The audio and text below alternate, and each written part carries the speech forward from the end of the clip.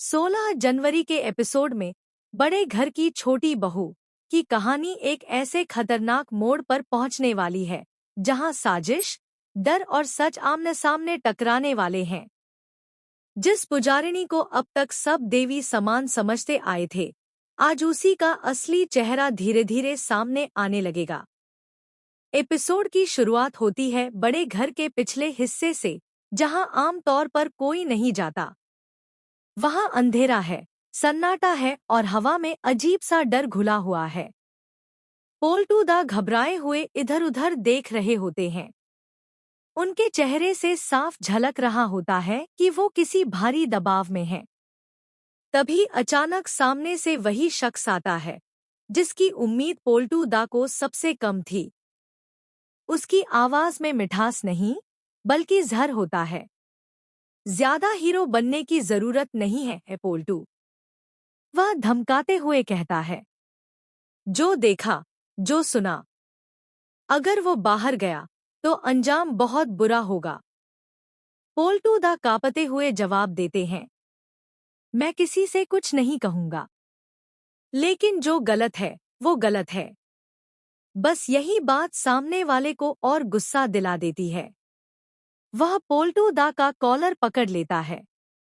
तुम भूल रहे हो कि तुम्हारी वजह से कितने राज खुल सकते हैं, वह दांत पीसते हुए कहता है। इसी वक्त ऊपर से सीढ़ियों के पास अहाना खड़ी यह सब देख लेती है। अहाना का दिल जोर जोर से धड़कने लगता है। उसकी आंखों के सामने सब साफ हो जाता है। वह समझ जाती है कि पोल्टूदा को डराया जा रहा है, धमकाया जा रहा है, और ये सब किसी छोटी साजिश का हिस्सा नहीं है। अहाना दीवार के पीछे छिपकर सब सुनती रहती है। अगर तुमने पुजारिनी के बारे में एक शब्द भी बोला, वह शख्स सख्त लहजे में कहता है, तो तुम्हारी आवाज हमेशा के लिए बंद कर दी जाएगी। यह सुनकर अहाना का खून खौल उठता है। तो मतलब अहाना सही थी।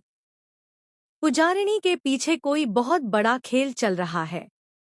वह मन ही मन सोचती है। पोल्टूदा की आंखों में डर के आंसू आ जाते हैं। मैंने उसे मां माना, देवी समझा, और वही मेरी जान की दुश्मन बन गई। वह टूटे हुए स्वर में कहते हैं। अहाना से अब और बर्दाश्त नहीं होता। वह अचानक आगे बढ़ती है। बस बहुत हो गया। उसकी आवाज पूरे कमरे में गूंज जाती है। अचानक उसे देखकर सामने वाला शख्स घबरा जाता है। तुम यहाँ क्या कर रही हो? अहाना गुस्से से उसकी तरफ देखती है।